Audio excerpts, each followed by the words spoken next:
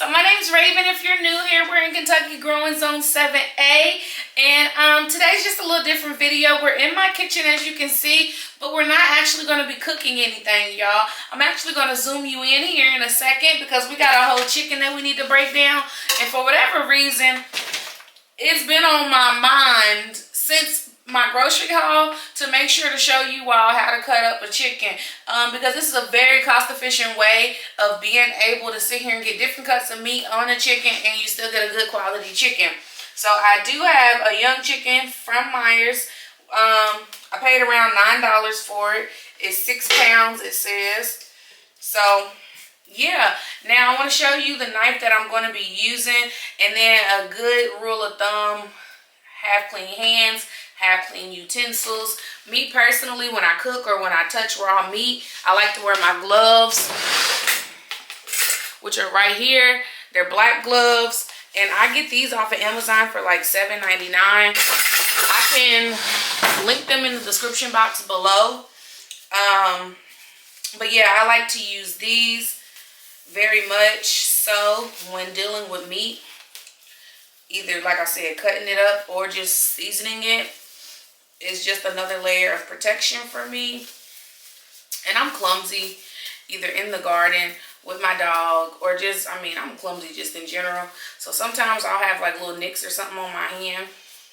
And I gotta protect it at all costs. Of course, good hygiene, of course, keeps your hands safe and clean. Sorry, I'm looking on the floor. We still got the sweet potatoes over there. We're gonna end up doing another video of different little recipes. I done found enough recipes I wanna do with these sweet potatoes. So some's gonna get permanently stored and some are gonna go ahead and get processed into different little things, y'all.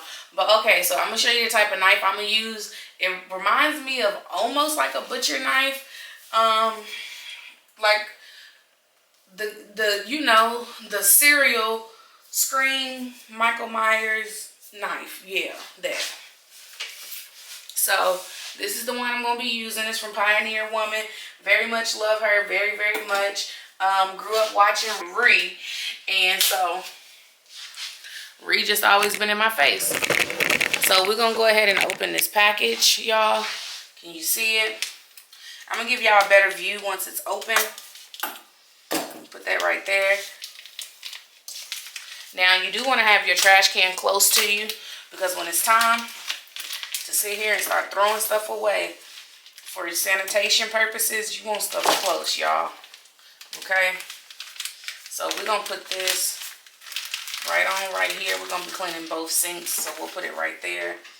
Now this is the time you can go through and pick off any extra feathers that you see.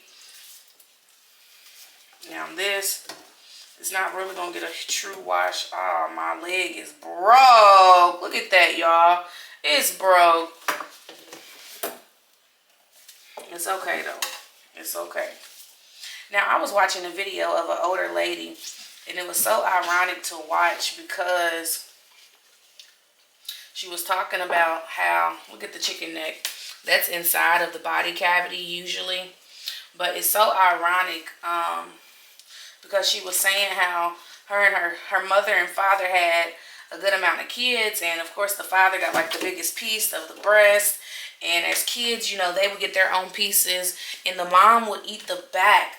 And y'all, if you grew up with a parents that made a way, y'all understand that your parents love you and they're gonna make sure to do all that they can to make sure you're good and good. You know what I mean?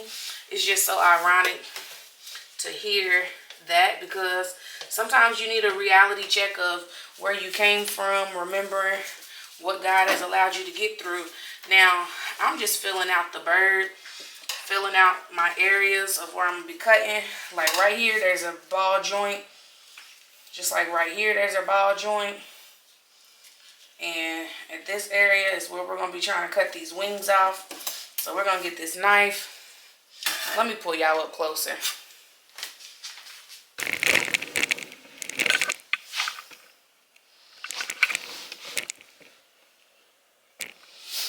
Alright, so there's this joint right here. We're going to try to cut around this joint right here and get as much of this as possible off for us. So you want your knife to be sharp, y'all. And you want to go right underneath that cartilage. And it ain't going to be perfect, like I said. I ain't no perfect cutter. Because, shoot, you know usually how these pieces have knuckle pieces.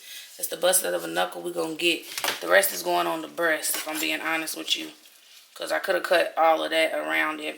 But no, I like that on the breast. A lot of this fat's going to get left in the sink because we use that in broth. Same thing for this one.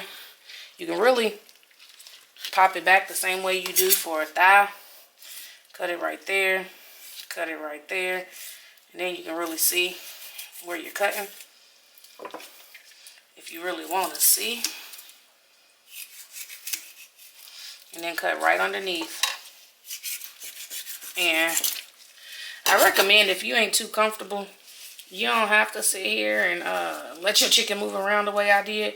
And then, like, say for instance, on the day that I'm cooking it, if I just want pegs versus wing, I would snip off this little bottom wing and then literally snip it right here. And I got the 2 pieces. But for the time being, these are the 2 pieces we got. These are the 2 pieces they are. And that's all it needs to be. Now, again, we got these bags right beside me of things that's already been cut up to be processed. So that's done. Now we're going to go ahead and turn it on its back and move over to the leg. Now I am going to pop this back to dislocate it. Y'all see that?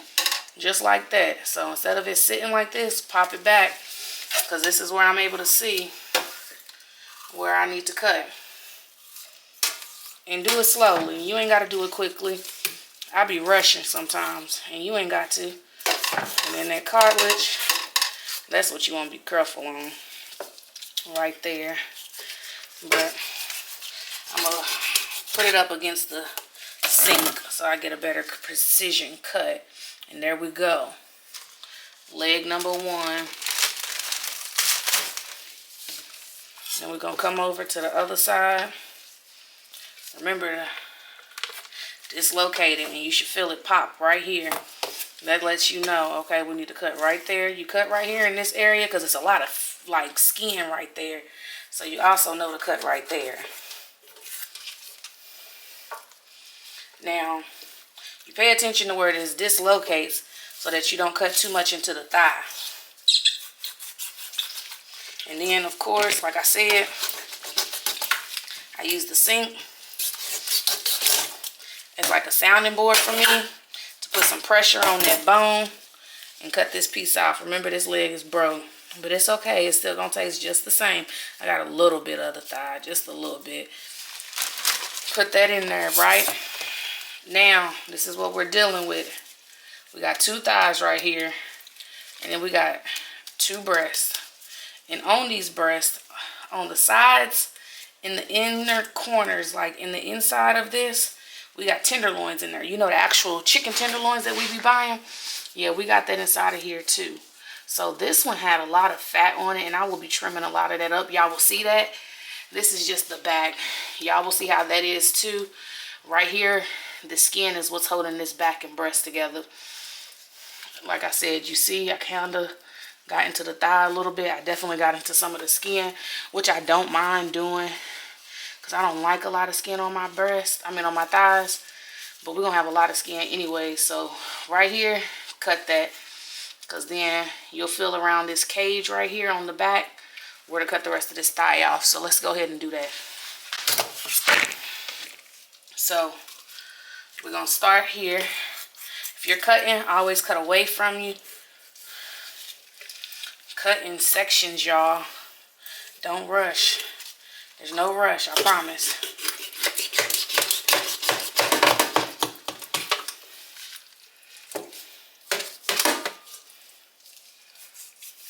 Now listen, I don't know how good my thighs look, but they can look better. You see, I told you we're going to have all that fat. We're going to cut all of that off, all of that. I think I'm going to get my scissors to do that. I think this is a really good cut. Ooh, that's a really good cut. Alright, let's do this other side. So much fat on this chicken. Cut away from you. Little by little. Cut away from you. I like to cut my chicken with turning it. For whatever reason, me turning my chicken helps me to carve it the way I want. Carve around it the way I want, I should say. And then cut it like that, and there we go. And the thigh possibly could be bigger. I'm not a professional, but baby, we're gonna be learning it up today, okay? Just in case you don't know. And if you know and you got tips for me, leave them in the comment sections for me on how to get better cuts. I'm just a little old me that my mama used to tell how to cut meat. And I just like trying to save some money. And it's easier for me to cut up my own meat instead of conveniently paying for them to have my meat cut up. And yeah, the thighs, meat, whatever is here. I mean, the skin is here, but who cares that much about the skin on thighs? Depending on what you made, I may take it off. Now, we got the back. We got a rib cage underneath the breast on both sides. Now, one thing about me, I don't like the skin on my breast, so we're gonna go ahead and pull this skin off.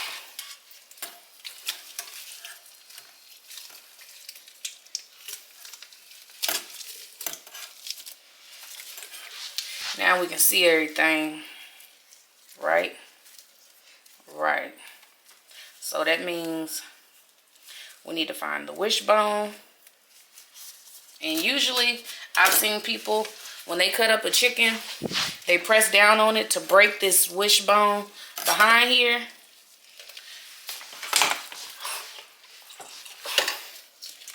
And just like that, the chicken already lay flatter. It's a better precision on cutting. This is why your knife got to be sharp. I'm going to go ahead and cut this fat.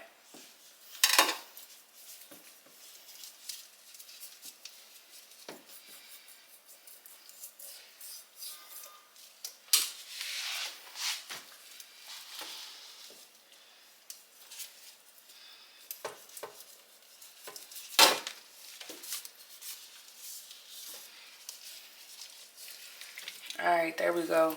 And me personally, again, I like to take my time. So, little by little, we're going to try to get as much meat off of here as possible.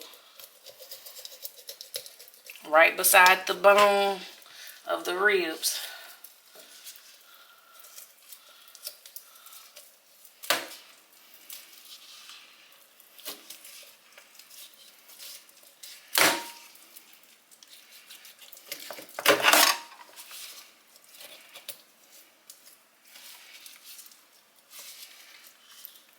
And I got some piece of cartilage right here.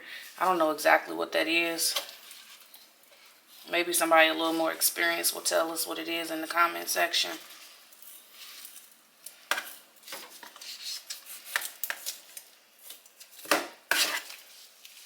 All I know is this the chicken breast, y'all. A little surgery. And look, see how easy this tenderloin you usually just pull off for me. And there's the chicken breast. Here's the chicken tenderloin. That's what we be buying, them chicken tenderloins, y'all. Right behind the breast. Yep. These both go in the same bag, though, for me. Because they the same cuts of meat to me. All the extra fat that I'm leaving on there will get cut off. This is what it's looking like. And what we did to that side, we're going to do to this side. Okay? Now, let's get it. Again, me personally, we're going to start from this side. Slowly but surely, cut away from you. This is why your knife, again, need to be what? Sharp.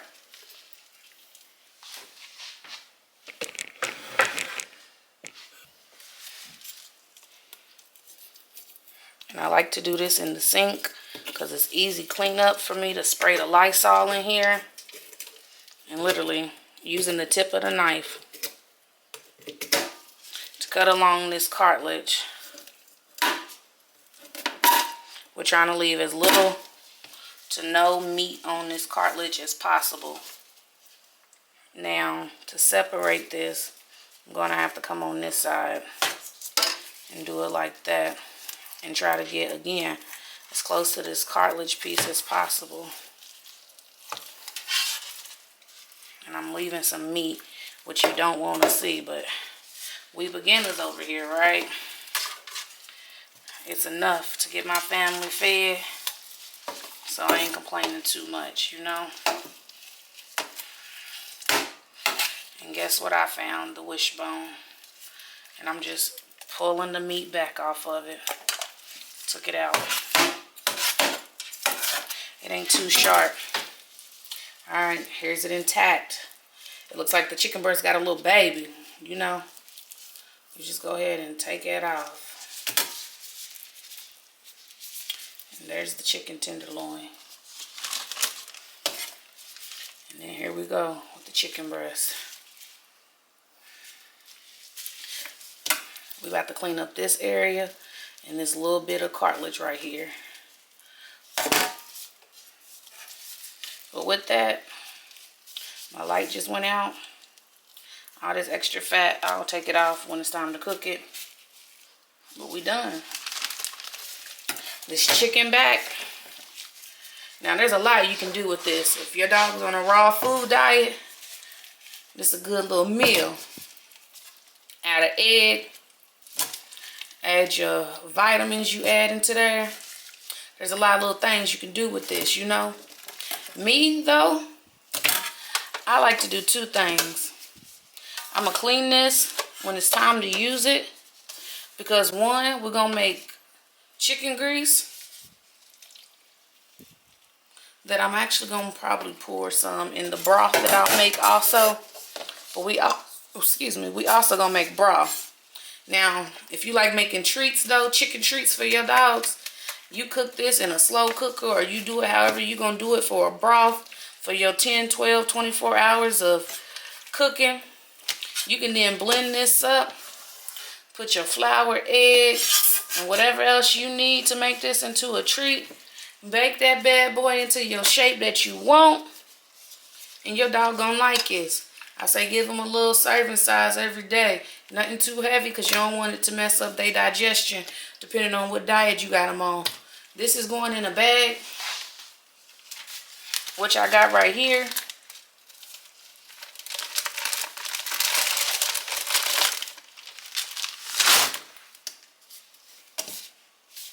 Now it's time to take these gloves off. And I only know how to take these gloves off because I got medical background.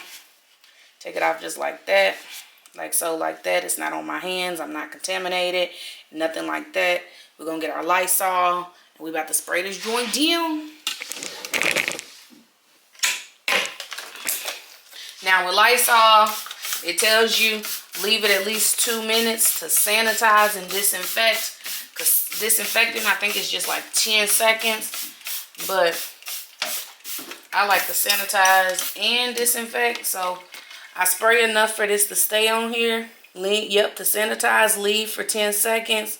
To disinfect, leave for 2 minutes. So I spray enough that in 2 minutes this ain't dried out. Because once that is done, then after that, I'm ready to clean up, put my scrubbed up soap in there, sit here and clean these bags up, close them up, and then we'll be good to go to put these in the freezer until we're ready to make a meal, y'all. Well, I hope you enjoyed the video. I know it's a little random, out of the way, but that is how I butcher my chicken, and I'm pretty sure a lot of people butcher it the same exact way. So if there's any other questions or concerns you got for me, you let me know. Other than that, y'all, God bless y'all. See y'all till next time.